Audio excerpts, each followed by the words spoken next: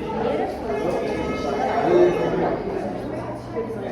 no norte da cidade de Centro.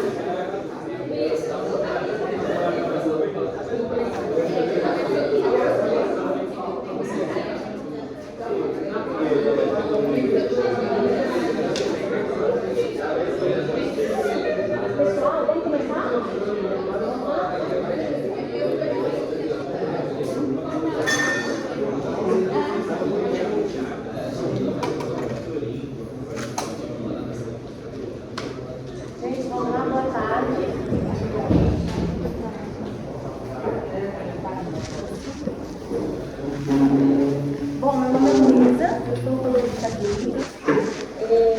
Hoje a gente está dando seguimento ao módulo de oncologia clínica, né? Essa aula, particularmente, eu acho interessante, mais interessante do que as outras, porque é uma aula não específica para oncologista, né?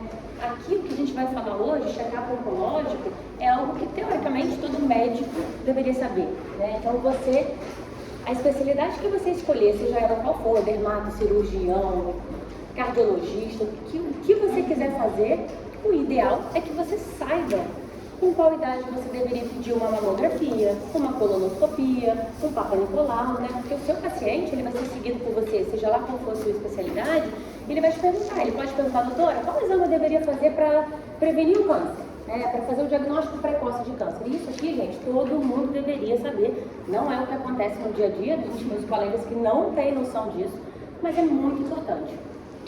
Então eu começo mostrando para vocês a incidência de câncer no Brasil.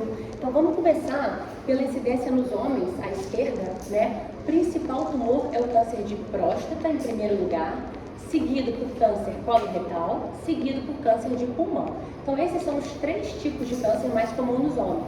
Quando a gente vai para as mulheres, à direita, câncer de mama em primeiro lugar, quase 30% dos casos. Seguido, vejam também em segundo lugar, homem e mulher, câncer de intestino, cólon. E terceiro lugar, o câncer do colo de útero. E por que eu gosto de mostrar esse slide aqui nessa aula? Porque as setas, né, mostram que para os 5 tipos de câncer mais comuns no Brasil, a gente tem check-up, a gente tem exame para fazer diagnóstico precoce. Então olha como que a gente pode mudar essa realidade, gente. Isso aqui não é besteira, não é blá blá blá.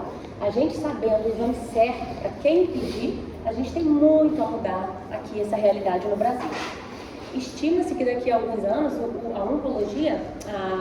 doenças oncológicas, elas vão ser a principal causa de morte. Hoje em dia elas estão em segundo lugar no Brasil, perdendo apenas para as cardiovasculares. Então elas vão se tornar a primeira, infelizmente, né? E a gente tem o que fazer para mudar essa realidade aí. E qual é a definição de check-up? Lembrar das aulas de saúde coletiva, né? Para quem gostar. Check-up é uma aplicação de um teste ou exame em uma população que não tem nenhum sinal e sintoma sugestivo de câncer. Porque o objetivo que eu tenho é identificar alterações que possam ser câncer ou alterações que possam gerar um câncer no futuro. Então a ideia do check-up não é eu chegar e pedir um exame para quem está com sintoma, é para aquele paciente igual a gente, que não está sentindo nada, mas que chegou a determinada idade que a gente precisa fazer esse exame. O ideal é que o teste utilizado para check-up seja seguro, relativamente barato e de fácil aceitação pela população, né? Ter uma sensibilidade e especificidade comprovada por estudo clínico e uma relação custo-efetiva favorável, tanto para o cenário privado quanto para o cenário SUS. Então eu não posso descobrir aqui um exame super caro porque não é acessível para todo mundo, né? Então essa é a definição pela Organização Mundial de Saúde de como deveria ser um exame de check-up. E aqui são os 5 tipos de câncer, como a gente falou, mais comuns e os quais a gente vai discutir hoje as formas de diagnóstico precoce desses cânceres. E é ideal que vocês saibam, né, não só para a nossa prova, mas para a vida. Porque isso aqui muda, gente, a história realmente da família de vocês, dos tios de vocês, da família, saber para quem pedir. Então, você já fez seu exame de mama, já está na idade de fazer, então vocês vão se surpreender em como pessoas próximas a gente, elas não têm ideia de que elas devem fazer esses exames. Começando pelo mais incidente, mais frequente, câncer de mama. Então, o câncer de mama, como a gente já falou, é o tumor de mais incidência, de maior incidência nas mulheres, tanto no Brasil como no mundo todo. E de todos esses 5 tipos de câncer, é o que tem a maior quantidade de evidência científica de que vale a pena fazer o screening, né? E aí eu queria dividir com vocês o risco de nós, mulheres, termos câncer de mama. Então, aqui, as mulheres que não têm história na família nenhuma de câncer de mama, né? Nós temos um risco médio de desenvolver o câncer de mama de menos de 15% durante toda a nossa vida, tá?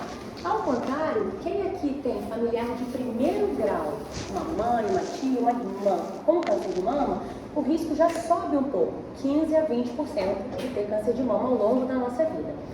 E existem as mulheres de alto risco para câncer de mama. Quem são elas? Aquelas mulheres que já tiveram câncer de mama no passado, já tiveram câncer de ovário no passado, ou que têm uma alteração genética, né? Eu sei que eu já ouvi falar, a gente sempre fala dela, da Angelina Jolie, que tem essa alteração, BRCA mutado.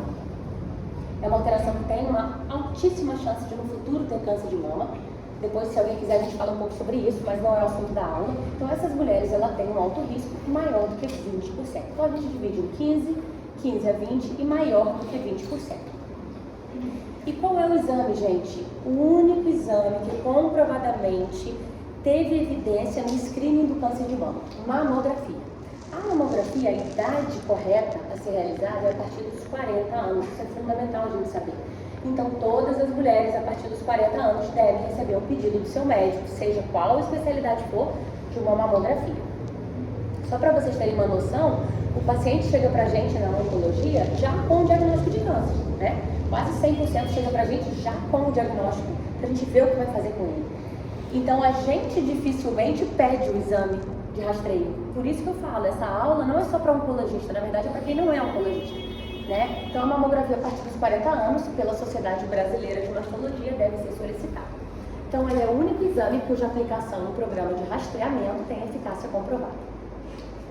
Eu coloquei isso aqui amarelo para vocês saberem que se vocês entrarem no site lá do Ministério da Saúde, do INCA, a idade que vai estar escrito para fazer a mamografia é a partir dos 50 anos de idade. E por que isso acontece?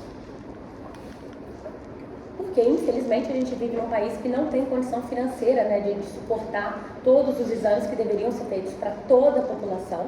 Então, a mamografia ela é recomendada pelas principais sociedades médicas do Brasil e do mundo. Existe uma lei no Brasil que determina a realização dela a partir dos 40 anos, mas existe um anexo, né, uma portaria que restringe esse exame no SUS para as mulheres a partir dos 50. Então vejam já aí como essa grande diferença do SUS e privado no Brasil. A mamografia eu não posso pedir para uma mulher de 42 anos, 43, que já é a idade para a gente solicitar. Então, na cabeça de vocês, o que tem que ficar, a mamografia a partir dos 40 anos deve ser solicitada para todas as mulheres. E ultrassom de mamas, gente, o que vocês acham? Também deve ser solicitada? De rotina, acho que não. Certo. Ultrassom de mama e também ressonância de mama, eles não são caracterizados e utilizados como rastreio, mas eles podem complementar. Então a gente sabe, não sei aqui quem vai na mastologista ou tem parente que já foi, às vezes a mamografia ela vem com uma nota lá escrito BIRADS 0, que é um BIRADS que mostra, uma classificação que mostra que a mamografia ela foi inconclusiva. Ou seja, eu estou olhando aquele BIRADS 0, não sei o que é aquele nódulo, eu não entendi muito bem aquela mama, e aí ele solicita complementar com ultrassom ou ressonância. Então são exames complementares. De rotina é a mamografia o padrão, tá bom? Mesmo assim a gente vê, às vezes vai na ginecologista, a ginecologista pede mamografia e ultrassom, mas o padrão, a gente tem que ensinar para vocês a evidência científica, é a mamografia. E não custa nada lembrar, autoexame das mamas não é e nunca foi considerado exame de rastreio. Então hoje em dia, até no Outubro Rosa, quando a gente dá nossas palestras sobre o câncer de mama, a gente quase não fala mais de autoexame, né? O INCA, ele sugeriu retirar das aulas e tudo mais o autoexame, porque ele não é diagnóstico. O autoexame, quando a mulher faz exame da sua mama, ela nota lesões grandes já, de pelo menos 1 centímetro. E o que a mamografia consegue achar, gente, quando a gente faz a mamografia, são lesões subcentimétricas. Por isso que ela é tão fundamental. Porque o que a nossa mão não está palpando, a mamografia já encontrou lá no meio. Então, o autoexame ele não entra como rastreio para câncer de mama, tá bom? E aqui, só porque eu falei para vocês saberem, né, aquelas mulheres de alto risco, que são aquelas que têm mutação genética, que já teve um câncer de mama no passado, essas sim, elas têm uma recomendação, mas isso é um detalhe que não é só para vocês saberem, de fazer também a ressonância, porque elas são de tão alto risco que a ressonância mostrou para elas ser benéfica também. Mas no geral, o que tem que ficar para vocês é a mamografia a partir dos 40 anos. E quais são os riscos da mamografia, né? Volta e meia a gente vê por aí aquelas vertentes na internet, não faça mamografia porque tem radiação e tudo mais, porque vai gerar um câncer no futuro. A gente dá vontade de chorar, né? A gente como oncologista dá vontade de chorar. E tem gente que acredita, mas tem riscos. Qualquer exame que a gente for fazer pode ter risco. E quais seriam os riscos da mamografia? Resultados falsos positivos, aí é um grande problema, né? A gente faz uma mamografia, acha um nódulo, a cabeça da mulher já fica completamente ansiosa, com razão, com medo de ter um câncer de mama. É submetida à biópsia, e a biópsia demora 15 dias para sair, ela já vai até no oncologista para saber se ela tem câncer ou não, e a biópsia vem negativa. Então a mamografia, o que às vezes faz é encontrar nódulos que não são câncer. Né? Então isso gera muita ansiedade. Quem convive com isso na prática sabe bem do que eu estou falando. Resultados falsos negativos. Às vezes existe uma coisa que é muito ruim chamada câncer de intervalo. Eu fiz uma mamografia hoje e veio normal. E a recomendação é para eu repetir essa mamografia daqui a 1 ano. Né? Mas daqui a 1 mês o meu câncer surgiu. E eu fiz a mamografia hoje, só vou fazer em 1 ano. Então, isso é o câncer de intervalo, é o que surge entre o intervalo do exame e que acontece, infelizmente. Né? O sobrediagnóstico e sobretratamento. Às vezes a gente faz uma mamografia numa senhorinha de 89 anos que teve um AVC, diabetes, hipertensa, que não anda, né, e descobre um câncer de mama. E aí, o que eu vou fazer com ela? Vale a pena submeter essa senhorinha a uma cirurgia, a um tratamento com quimioterapia ou com medicação oral? Será que eu não estou sobretratando essa idosa? Então, qualquer exame que a gente faça, a gente tem que discutir sempre o paciente clinicamente, a idade dele, como ele é no dia a dia, o que isso vai trazer de benefício para ele. E em menor grau, a mamografia tem o risco da exposição à radiação em baixas doses hoje em dia, especialmente se for realizada com uma frequência acima da recomendada ou sem controle de qualidade. Então a gente sabe que hoje em dia os aparelhos são muito melhores, menos radiação, tem a data certa de você repetir a mamografia de acordo com o BIRADS que vier. Então, isso seguido de perto por um mastologista ou ginecologista, a gente tem pouco risco em relação a essa radiação. Então, pessoal, sobre o câncer de mama, alguma dúvida, alguma pergunta? Já aprenderam o câncer de mama, não vamos errar isso nunca mais, né? Podemos seguir? Câncer do colo de útero, extremamente comum no SUS, né? A gente que acompanha, que faz ambulatório também no SUS, a gente vê. É o 3º tumor mais frequente na população feminina e a 4ª causa de morte nas mulheres por câncer. Gente, quem acompanhar a gente, a Maria agora está acompanhando a gente no ambulatório, vê a quantidade de câncer de colo de útero no SUS. Mulheres de 25, de 30, 35 anos que chegam com tumores avançadíssimos. E aquela que a gente fala assim, olha, infelizmente, essa paciente ela tem no máximo 1 ano de sobrevida. Mulheres extremamente jovens.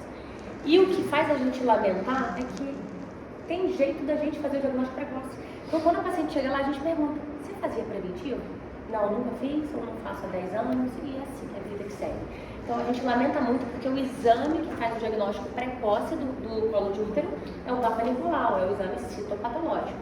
Então, o que ele faz, esse Papa Nicolau, né? Ele indica precocemente as lesões que precedem o colo de útero. O tal do NIC2, o NIC3, que o ginecologista trata, a gente consegue tratar antes de se tornar câncer. Então, ele detecta também alterações que indicam a presença do HPV. né, que é o mais importante agente causador do câncer de colo uterino. Então, é um exame barato, é um exame fácil de fazer, pode ser feito não só por médico, mas tem postos de saúde que as enfermeiras fazem também, e é um exame que a gente precisa falar sobre ele, gente. A gente precisa falar. Qualquer paciente que você atender, você tem que perguntar, você faz o preventivo regularmente? Porque isso muda a vida de uma pessoa. Então, assim, o nosso ambulatório faz a gente ver isso muito claramente. São pessoas muito jovens e muita quantidade que chega lá com câncer que poderia ter sido evitado. Ultrassom transvaginal, que a nossa ginecologista pede, é indicado de rotina para screening? Não. Então, muita gente acha um erro importantíssimo até dos nossos colegas médicos. O ultrassom transvaginal não é indicado para rastreio. Na última vez que eu dei essa aula, um aluno perguntou, ué, mas tá certo, vamos dizer que eu faço um ultrassom transvaginal e eu acho uma lesão lá pequena. Não é melhor eu achar uma lesão pequena do que eu esperar? Eu também acho, eu concordo, mas eu preciso falar com vocês porque tem de evidência científica. Então, na evidência científica, mostrou que o ultrassom transvaginal ele não muda o desfecho do câncer no futuro. Né? Lógico que no nosso pensamento, eu também imagino que achar uma lesão pequena ali no ultrassom de rotina é melhor, mas não tem indicação prática, evidência científica da gente fazer ultrassom de rotina nas mulheres. É só o Papa Nicolau. Qual a frequência do Papa Nicolau, vocês sabem? Então, uma vez ao ano, tá errado. Como? Não. É muito mais do que isso. Então, quem deve fazer o Papa Nicolau? Mulheres a partir dos 25 até os 64 anos e que já tiveram, obviamente, atividade sexual. A frequência, gente, pode ser a cada 3 anos, se 2 exames vieram normais. Exemplo, comecei a fazer Papa Nicolau esse ano, veio normal, eu vou fazer no ano que vem, veio normal. Então, eu tenho 2 exames normais de Papa Nicolau, eu posso dar um intervalo de 3 anos. Olha que maravilha, e olha que facilidade para o SUS, né? Só que a gente sempre fala, faça anualmente, consulte seu ginecologista, mas isso é o que o Ministério da Saúde prega pra gente. A cada 3 anos, após 2 normais. Existe uma situação especial de pacientes imunossuprimidas, HIV, elas devem ser feitas anualmente após 2 exames normais consecutivos. Quem não está incluída no rastreamento do Papa Nicolau? Mulheres que não têm história de atividade sexual ou submetidas à esterectomia total. Lembrar que quem fez esterectomia total abdominal, ela tira a parte do colo do útero, que seria a parte que a gente faria o exame. Então, as mulheres que tiram, fazem a total, a gente não oferece também o preventivo.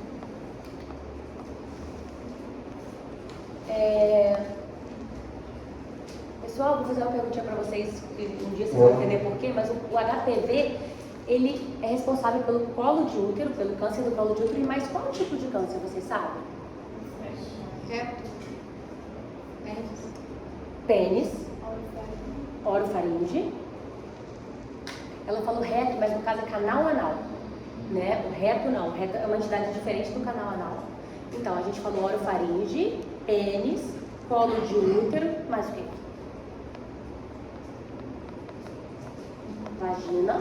Se a gente pensa em pênis, a gente pensa em vagina, canal anal, orofaringe, todas as lesões de orofaringe, basicamente, boca, língua, gengiva, amígdala, né? Porque a gente sabe que o principal causador, o HPV é o principal causador desses tipos de câncer. Então, é importante vocês saberem essa informação.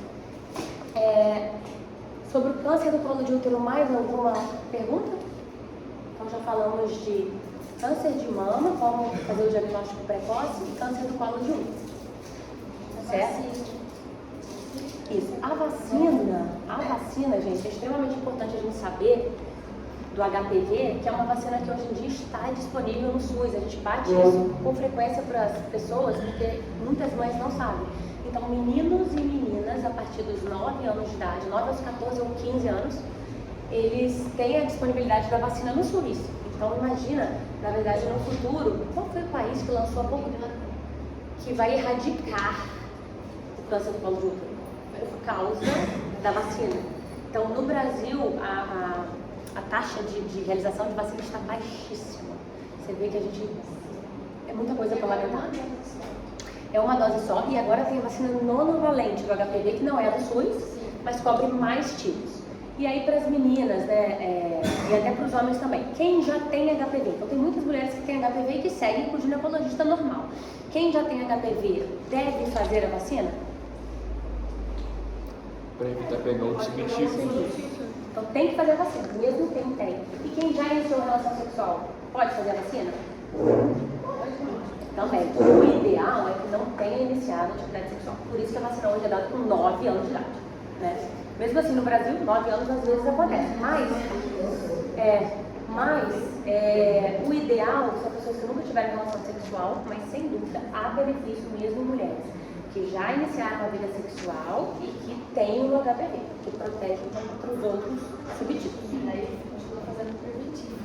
Isso, fazendo a vacina não quer dizer que você precise parar de fazer o preventivo, né? Obviamente, precisa fazer o preventivo regularmente. Agora a gente vai falar naquela tabela nossa sobre o segundo tipo de câncer mais comum nos homens e nas mulheres, gente, câncer de cólon. O câncer de cólon, ele está com uma incidência altíssima no nosso dia a dia também. Infelizmente, a gente vê muita gente chegando com tumor de cólon avançado. O tumor de cólon avançado é um tumor que é incurável. É um tumor que a gente não tem mais a chance de cura do paciente. Então, a gente tem várias pessoas conhecidas nossas, pai de colega médico que vai até a gente, com tumor de cólon avançado, infelizmente, ele precisa ser descoberto numa fase inicial também, para que a gente possa oferecer a cura para esse paciente. E existe um exame que faz a detecção precoce desse câncer, né? Qual é o racional da gente fazer o screening do câncer de cólon? Porque a maior parte dele se origina dos pólipos. Então, a maior parte do câncer que eu estou achando hoje no exame, ele demorou anos até ele se tornar um câncer. Então, o câncer de colo, a gente tem essa janela, diferente às vezes de mama, que cresce em pouco tempo. O câncer do colo de útero também demora. Mas o de mama, às vezes, cresce muito rápido. Esse aqui não. Esse aqui leva anos. Então, quando a gente acha o tumor lá no exame, a gente fala, poxa, isso aqui já está lá, ó, já podia ter sido visto há um tempo, né? E o exame de screening, ele pode detectar lesões pré-malignas, né? E câncer de cólon na sua fase inicial, quando a gente ainda não teve tumor avançado. Qual é o exame, gente? Padrão ouro, para a gente fazer o diagnóstico. Colonoscopia. Qual é a idade da colônia, vocês sabem? Isso, perfeito. Então, hoje em dia, é o exame de escolha aos 45 anos. Não tem que ter sintoma, não tem que ter sangramento, não tem que ter alteração de hábito intestinal. Lembra que o check-up é em pessoas assintomáticas. Então, 45 anos, tocou o sininho, tem que fazer colonoscopia, qualquer pessoa, tá? Geralmente a gente fala para fazer a coluna até os 75 anos, né? Então, de 45 a 75. Mas, hoje em dia, a gente sabe que as pessoas estão vivendo muito e até com muita qualidade de vida. Então, para as pessoas além dos 75 anos, a decisão de continuar fazendo a coluna vai depender da expectativa de vida, se ele tem comorbidades, se a gente acha, porque na medicina a gente pensa muito nisso. Estou atendendo o paciente, eu vejo as comorbidades dele e eu falo, esse paciente ele tem uma expectativa de vida de mais de 10 anos, de acordo com as comorbidades dele? E aí a gente discute se vale a pena prosseguir com a coluna. Mas o principal aqui, gente, é saber a idade da colonoscopia e que deve ser feito para todas as pessoas, tá? Acima dos 85 anos a gente não recomenda mais fazer a colonoscopia. E aí eu só queria chamar a atenção de algumas situações especiais para vocês. Se você teve um familiar seu de primeiro grau com câncer de cólon, tá? A gente sabe na nossa cabeça que a gente tem que fazer com 45 anos a coluna. Mas vamos dizer que o seu parente ele tenha tido o câncer de cólon com 50 anos. Então eu preciso fazer a coluna 10 anos antes do diagnóstico do meu parente de primeiro grau. Ou seja, eu preciso fazer a coluna com 40 anos. Então, nessa situação, eu antecipo. Quando um familiar de primeiro grau, eu vejo a idade que ele tem e eu faço 10 anos antes do primeiro caso dele. Combinado? As pessoas que retiram pólipos, né? Então, você vai no proctologista e aí sai lá pólipo adenomatoso, pólipo hiperplásico, tem vários tipos de pólipo. E de acordo com o pólipo, o proctologista ele vai te falar, olha, você precisa repetir sua coluna em 1 ano. Olha, você agora com esse pólipo que é bobinho, um exemplo, o hiperplástico, que é o mais tranquilo de todos. Olha, esse pólipo você pode repetir com 3 anos a sua coluna. Então, de acordo com o pólipo, a gente vai saber em quanto tempo a gente vai repetir a colono. Não achei nada, fiz uma colono e não tem nada no intestino, 5 anos. Então, quando eu vou convencer os pacientes a fazer colono, eu falo, olha, esse bem normal você só faz em 5 anos. Porque os pacientes, eles têm muito preconceito. No dia a dia a gente conversa sobre, não querem fazer, o preparo é ruim, tem que ficar em casa com diarreia, com o laxativo, né, que é o preparo da colono. A grande maioria já faz cara feia, não quer fazer, aí a gente tem que ter nosso jeito de tentar convencer, né. Isso aqui são detalhes que não é importante para vocês. Existem outros exames, gente, que vocês vão ouvir falar por aí, de rastreio para o câncer de cólon, né? Vocês já ouviram falar, provavelmente, em retossigmoidoscopia. A retossigmoidoscopia é um exame feito pelo proctologista no próprio consultório. Porque a colono, você precisa pelo menos ir numa clínica, né? Fazer uma sedação, pega uma veia, faz uma sedação com o anestesista. A retossigmoidoscopia, você não precisa disso. Então, o proctologista no consultório dele, ele pode fazer, pega o aparelho e vê. Só que qual o problema? Como o próprio nome já diz, ele só vai até o retossigmoide. Então, ele só vê a primeira parte, ele não vê o restante do intestino. Então, pra gente, basicamente, é super incompleto. Lógico, eu tô no posto de saúde, eu tenho uma cidade próxima que só vai ter a retossigmoidoscopia para fazer. Óbvio que eu vou pedir. Mas o exame de escolha é a colonoscopia, tá bom? Porque tem limitações, atinge apenas até 60 centímetros do colo. Existe uma colonoscopia virtual, eu particularmente nunca vi, né, mas está nos dados, de que seria uma tomografia, aqueles pacientes mais velhos, que você fica preocupado de fazer o preparo, porque é um preparo chatinho mesmo. O paciente idoso às vezes desidrata, às vezes ele tem que internar para poder não desidratar por causa da diarreia. E essa colonoscopia virtual seria uma tomografia que veria um pouco melhor o intestino e caso viesse alguma alteração, eu pediria uma colono para esse paciente. E o famoso sangue oculto nas fezes, né? Quando a gente tem essa aula na faculdade, a gente fala sobre sangue oculto nas fezes. Eu às vezes vejo no consultório, me dá vontade de chorar também, porque eu falo, meu Deus, sangue oculto nas fezes, né? Sangue oculto nas fezes, primeiro, ele procura a lesão que já está sangrando. Lembra que a colono, ela quer achar um pólipo pequenininho, que nem sangramento deu ainda. Mas o sangue oculto, ele procura uma lesão que já está sangrando, ou seja, que já está relativamente avançada. E é um exame que tem muito falso positivo, então o paciente não pode comer carne, não pode comer chocolate. E lógico que muitas vezes o paciente não faz esse preparo adequado, colhe o sangue oculto, vem positivo. E aí quando vem positivo, o que você tem que fazer? Colono, né? O ideal, o que a Sociedade de Proctologia fala, né? Mais uma vez, quando a gente não tem possibilidade de oferecer colono para todo mundo. Então, infelizmente, no SUS, é uma realidade assim, não tem como fazer colono para todo mundo, infelizmente. Então, poderia se oferecer sangue oculto nas fezes, o que viesse positivo, a gente pediria colono. Mas vocês têm que lembrar, gente, que às vezes o câncer de intestino ele não sangra. Então, se vem um sangue oculto negativo, o paciente está feliz, olha, não tem nada. Não, viu que o câncer aqui não sangra? A gente está perdendo ele, né? Então, ele tem uma baixa especificidade e sensibilidade. Até aí foi, gente? Uma pessoa que tem pólipo, né? História de pólipo na família, não é considerado tudo isso, né? Não é considerado. Não é considerado. Não tem que fazer colono antes, não entra em nenhum critério de antecipar. Certo? Câncer de pulmão. Alguém sabe que existe screening para câncer de pulmão? Pois é. Pois é. O câncer de pulmão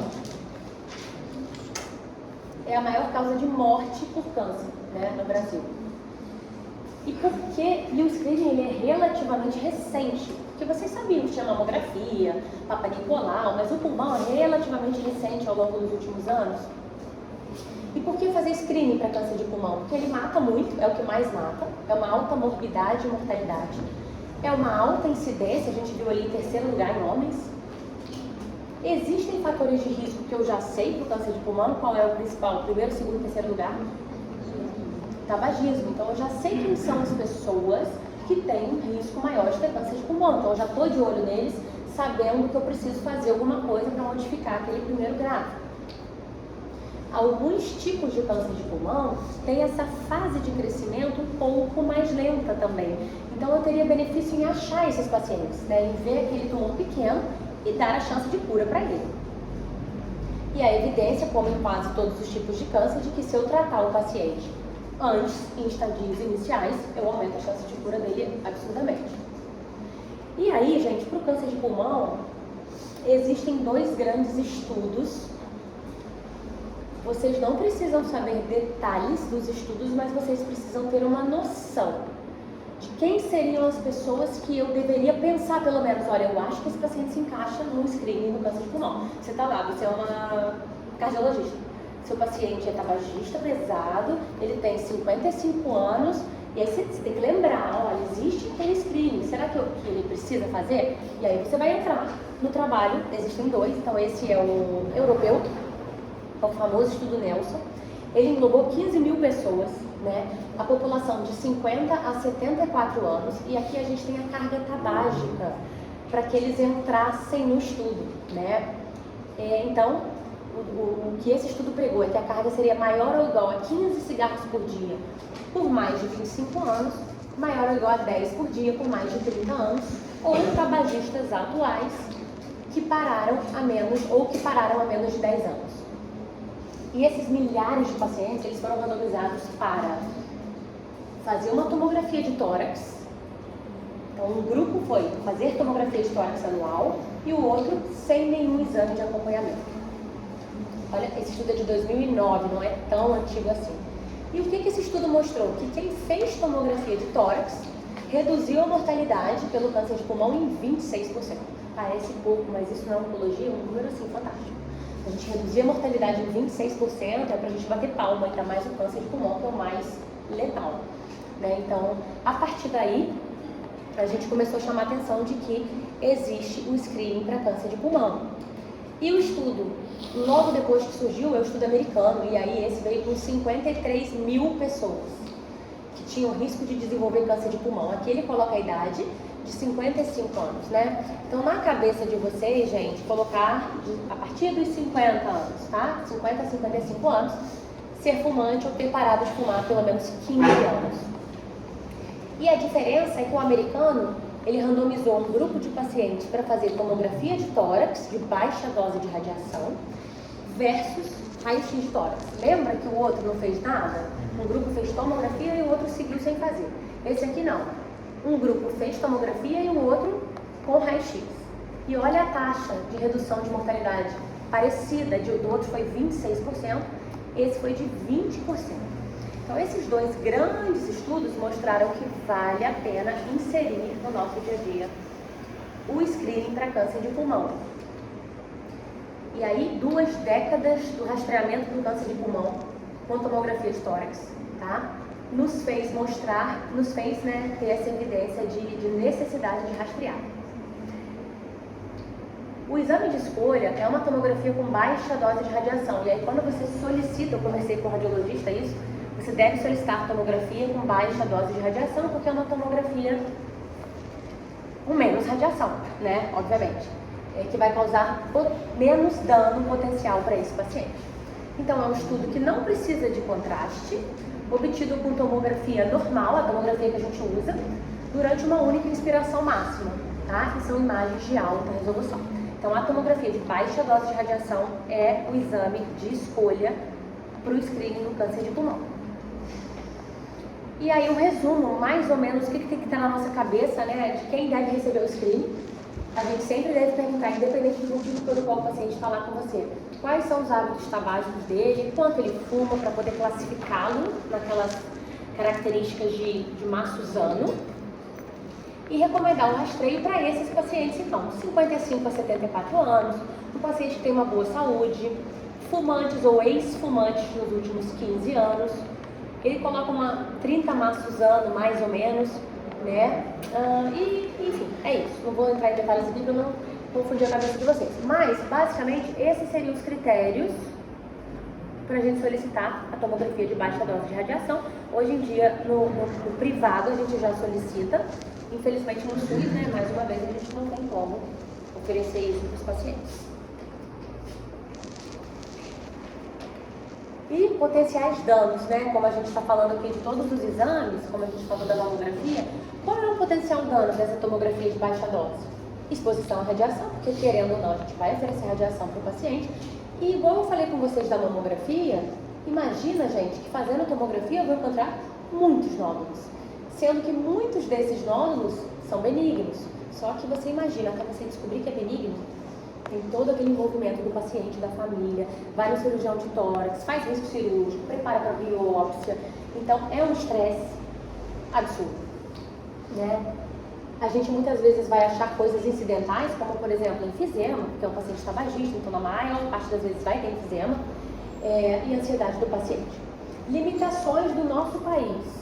Primeiro, tomografia. Então a gente sabe que é difícil, dependendo do lugar que você trabalha, ter acesso. A gente que trabalha no Álvaro Alvim, infelizmente, a gente tem uma disponibilidade alta de tomografia, mas não é a realidade de muitos lugares. A gente vê no INCA, por exemplo, que é um dos grandes centros de oncologia aí do Rio, o tempo de espera e de demora para fazer uma tomografia. Então, não é tão fácil assim, com rapidez. Treinamento de radiologista, eu preciso ter um radiologista que saiba o que está vendo, que me sugira, olha, esse nódulo merece uma biópsia, um nódulo suspeito. Não, esse nódulo tem características de benignidade, então isso é importante. Padronizar uma estratégia de segmento. Eu não vou, eu achei um nódulo, vai lá para o cirurgião de tórax, que ele vai fazer uma biópsia. E depois que eu tiver o resultado disso, o que eu vou fazer com esse paciente? Eu preciso ter um protocolo a seguir, né? Não basta apenas eu mandar o paciente e não ter um protocolo, uma estrutura do serviço mesmo, né? Criar uma rede de encaminhamento que permita a investigação de casos suspeitos de forma ágil e eficaz e ampliar os programas de tabagismo, né? Então, sempre lembrar que eu preciso mandar esse paciente para um programa de cessar tabagismo. Aqui em Campos tem um programa público municipal em que a gente pode encaminhar o paciente para paciente que tem interesse, obviamente, né? E pensar também no custo pelo convênio. A gente que trabalha no privado também não é fácil, gente. Vocês vão passar por isso, vários exames que a gente pede, vários exames são questionados. O convênio manda você fazer um relatório do que você quer, você tem que mandar referência bibliográfica, por que você está pedindo esse exame. Então dá um trabalhinho, né? Porque também é alto custo. A gente sabe que é difícil você achar o equilíbrio. É um exame que provou que diminui a mortalidade. Eu preciso oferecer para o meu paciente tabagista, mas eu sei o custo. Eu também não posso, né, pedir qualquer exame à toa. Então é difícil equilibrar os pratinhos aí. E não há programa de rastreio pelo SUS. Não custa lembrar, radiografia de tórax e citologia do escarro são métodos ineficazes de rastreio e a melhor forma de diminuir a mortalidade do câncer de pulmão não é o exame de rastreio, é a gente parar de fumar, né? É a gente orientar o paciente, dar o suporte, dar o apoio. Sobre câncer de pulmão, Jair, alguma pergunta? Estão sabendo tudo, então. O câncer de próstata é o último que a gente vai falar, é o quinto. E depois eu vou abrir os slides da segunda parte da aula, que é bem rapidinha, que é de marcadores tumorais, porque é outro slide, só para vocês não saírem correndo. Mas tem a chamada, né, também. O câncer de próstata, por último, mas não menos importante, a gente viu que é o primeiro câncer nos homens em relação à incidência. E, apesar dos enormes avanços terapêuticos, então o câncer de próstata tem avançado muito, as terapias têm crescido muito para a nossa felicidade. Mesmo assim, 25% dos pacientes com câncer de próstata ainda morrem devido ao câncer de próstata. Atualmente, 20% são diagnosticados em fases avançadas de doença, aonde, mais uma vez, é uma doença incurável, né? Quando a gente acha que o estádio 4 de câncer de próstata é incurável. E eu queria chamar a atenção de vocês para esse último tópico, porque tem tudo a ver com o screening do câncer de próstata. Alguns tipos de câncer de próstata, eles têm um crescimento indolente, ou seja, um crescimento lento. Anos para se desenvolver. E por que eu estou falando sobre isso? Porque o câncer de próstata, o screening dele é o mais controverso de todos, né? Então, quando vocês pensam em screening do câncer de próstata, o que vem na cabeça de vocês de exame? Isso, são os dois, PSA e toque retal. Mas é controverso. Então, na nossa cabeça é normal, né? Todo mundo tem que fazer PSA e toque retal. Mas, se você colocar numa mesa com oncologistas, urologistas, e várias sociedades aí americanas e tudo mais, há uma grande discussão. Por quê? Porque, por ter esses tumores de próstata muito indolentes, que demoram anos para crescer, muitas vezes eu vou fazer um diagnóstico. E aquela velha história, em um paciente, que aquele tumor dele demoraria, por exemplo, 20 anos para crescer. Só que eu estou fazendo o diagnóstico hoje, então eu vou submeter esse paciente a tratamentos que podem ser invasivos, que podem mexer com a parte sexual, atrapalhar muito a qualidade de vida do homem, né? Então é um screening extremamente controverso, porque eu também vou diagnosticar, se eu fizer um screening para todo mundo, eu vou diagnosticar esses de baixa agressividade, que não precisam de tratamento, né? Então, o INCA, gente, por incrível que pareça, se vocês entrarem no site do INCA, do Ministério da Saúde, é o próximo slide, está lá embaixo, ó. Não deve ser feito screening para câncer de próstata pelo INCA. Realizar exames apenas para homens com sintomas. A Sociedade Brasileira de Urologia, PSA e toque retal a partir dos 50 anos. Os pacientes que são negros ou têm um parente de primeiro grau com câncer de próstata, eles devem antecipar e fazer com 45 anos. A gente, como oncologista, né, tem que mostrar isso para vocês, a gente mostra isso numa aula da faculdade, mas quando a gente está fazendo o Novembro Azul, por exemplo, que a gente dá as palestras de câncer de próstata, imagina ter que explicar isso para leigos. Olha, gente, tem lugar que manda fazer, tem lugar que não manda fazer. Óbvio que eles não vão fazer. Então, a gente, como oncologista, a gente vê um benefício em oferecer um screening, porque mesmo eu fazendo o diagnóstico do câncer, aquele bobinho de baixa agressividade, ao mesmo tempo eu estou conseguindo diagnosticar aqueles casos que vão se tornar muito graves e que eu ainda tenho a chance de cura. Então, a gente, oncologista, oferece baseado na Sociedade de Oncologia Americana, né? Mas vocês precisam saber, vocês podem botar no Google, e o Google do INCA é não faça PSA e toque retal para todo mundo, tá? E daí o motivo de ser controverso, tá bom? Então, o rastreamento ele deve ser realizado após ampla discussão de risco e benefício, porque parece bobeira, mas quando você vai tratar um câncer de próstata, você senta com o paciente todo dia, a gente vê muito câncer de próstata, a gente senta e fala, olha, você vai fazer um remédio que vai afetar a sua parte sexual, não cai cabelo, não cai imunidade, mas quando a gente fala na parte sexual, acabou, né? Parece que acabou a vida do homem, então é uma coisa que a gente vê muito, então isso tem que ser conversado e discutido. Porque não é fácil, gente. Fazer um tratamento desse parece bobo, mas não é. Afeta a qualidade de vida do homem. Então tem que ser discutido o tratamento do câncer de próstata. O estado geral de saúde, não a idade, é um fator importante ao fazer o rastreamento. Como qualquer tumor aqui.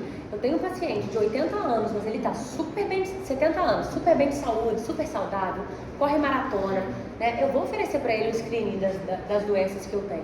Ao contrário, se ele tiver 70 anos e ele tiver muita comorbidade, uma chance, uma doença que a gente vê que pode ser que leve esse paciente a óbito nos próximos anos, é um paciente que eu vou pensar 2 vezes se vale a pena ou não fazer o screening.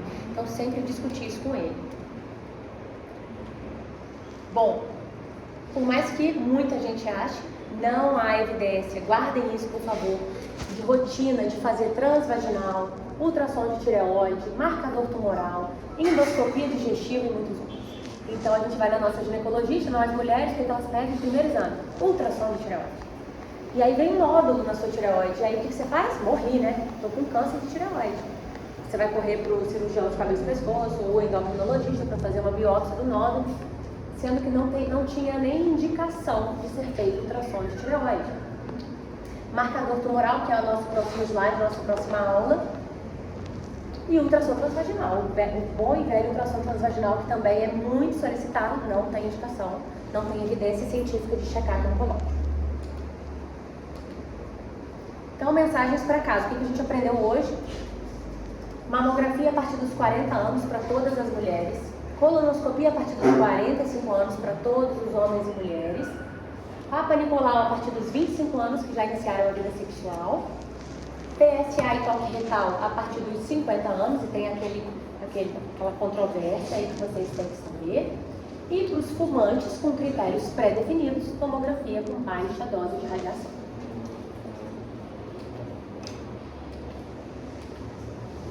Alguma pergunta, gente? Vocês podem até orientar agora os ambulatórios que vocês vão fazer, os professores, lembrar lembrar que vale a pena pedir os exames de rotina, porque às vezes eles não sabem. E essa aula a gente resolveu incluir também no check-up oncológico, porque, não sei se vocês já viram, né? Essa é uma foto nossa aí. Hoje em dia, quem trabalha com consultório vê cada vez mais os pacientes chegando pra gente com isso aqui, ó, 44 páginas de exame de sangue. Isso é uma realidade que nos revolta muito. Então, tem vários colegas nossos de várias especialidades que pedem milhares de exames de sangue que eles não sabem interpretar, que deixa o paciente ansioso quando vem alterado. E aí ele manda para quem? Muitas vezes para o outro colega. Resolve aí que eu não sei o que é isso. Então, ó, se a gente fez uma animação, porque foi revoltante, gente. Isso aí é uma paciente nossa que a gente acompanha. Essa é uma foto minha, porque sempre dentro desses enormes exames que são solicitados, tem o tal dos marcadores tumorais. CEA, CA125, CA199. Eu não sei se vocês têm familiaridade com esses exames, mas, mais uma vez, eu amo as ginecologistas, eu tenho várias melhores amigas ginecologistas, mas elas têm mania. Elas pegam exame e elas colocam lá CEA, CA125, né? Que são exames que elas colocam como rastreio do câncer. Por isso que essa aula está junto com o screening, com o check-up oncológico.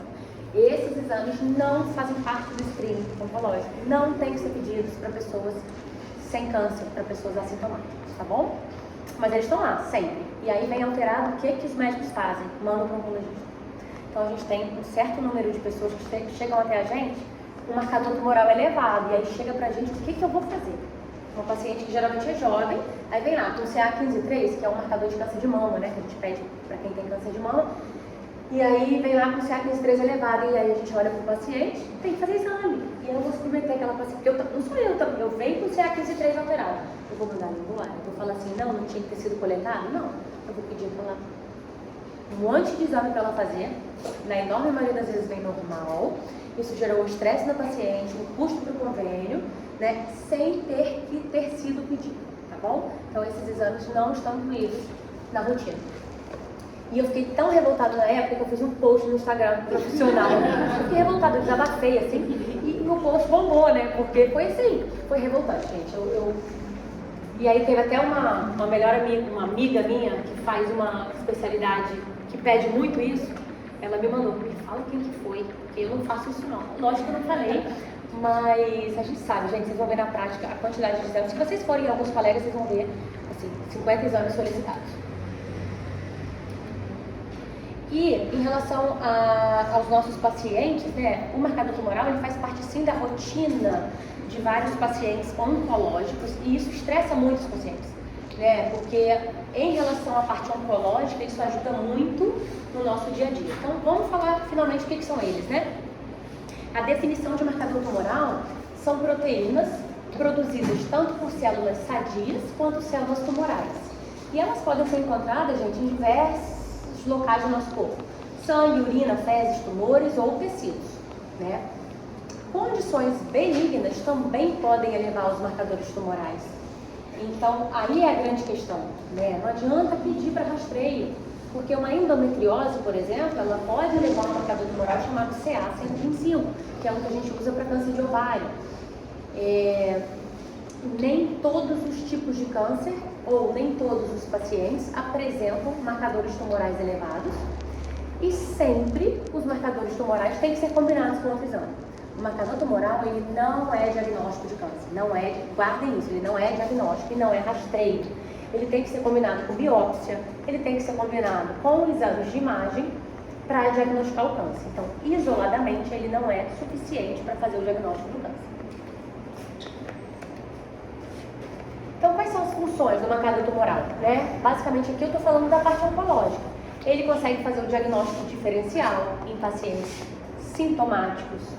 Ele estima o prognóstico. Então, eu sei que um paciente que tem um câncer de intestino, por exemplo, vou falar dos mais comuns, câncer de intestino.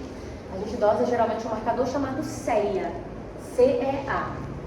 O CEA, quando chega um paciente para mim com uma doença, o CEA, o valor dele é mais ou menos até 5. Se ele chega para mim com um marcador de 250, eu já sei que é um paciente que provavelmente tem um volume de doença maior, né? Porque isso mostra muitas vezes o volume da doença. Então eu sei que o prognóstico dele deve ser pior. Ele me auxilia no diagnóstico.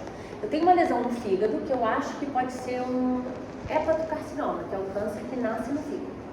Uma lesão muito suspeita. Fiz uma ressonância, o radiologista falou, olha, tá com cara de hepatocarcinoma.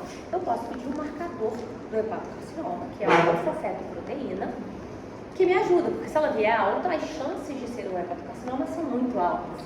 Então ele me auxilia no diagnóstico. Ele me ajuda a planejar a terapia. Isso aqui é interessante.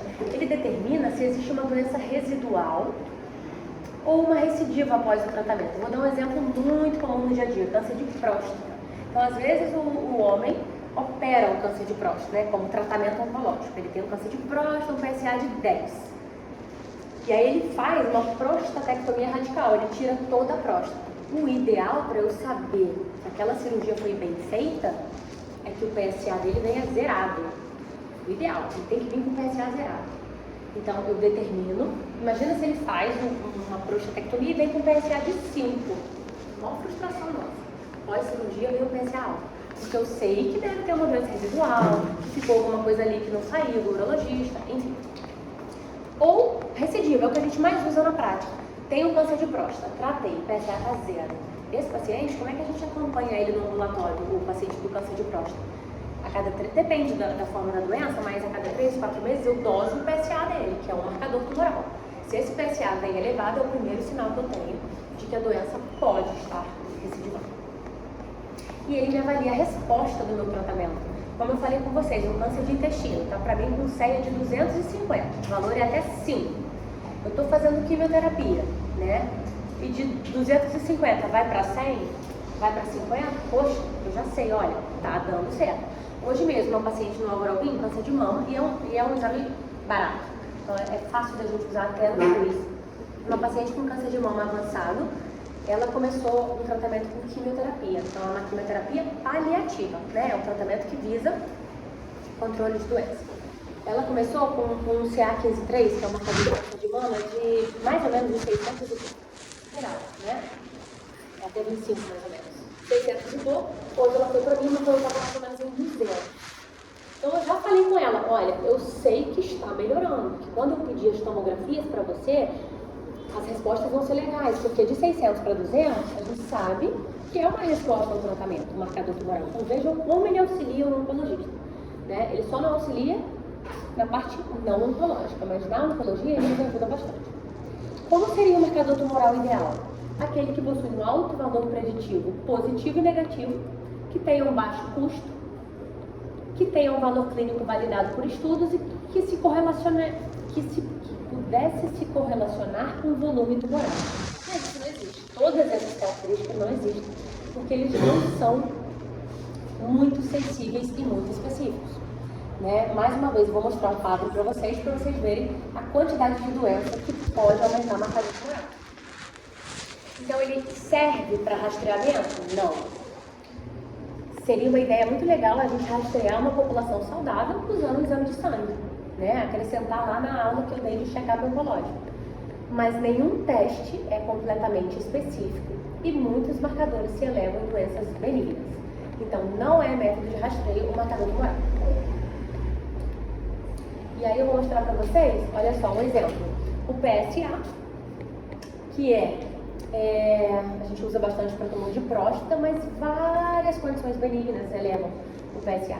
Prostatite, hiperplasia da próstata, trauma, ejaculação, medicamentos.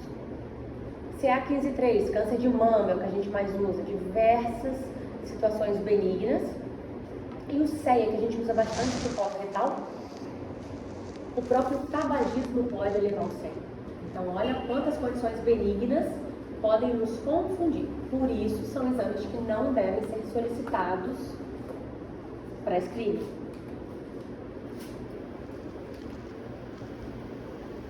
E aqui são outros marcadores que a gente usa muito na prática clínica, CA19-9, câncer de pâncreas, alfa-fetoproteína. E eu queria chamar a atenção aqui do beta-HCG. O beta-HCG é um exame que a gente faz muito para alguns tumores de testículo. E ele é um marcador bem assim interessante porque ele se eleva muito quando a doença recidiva, ele é quase muito fiel. Não existe fidedigno, mas ele anda ali muito. E tem um paciente que a gente acompanha.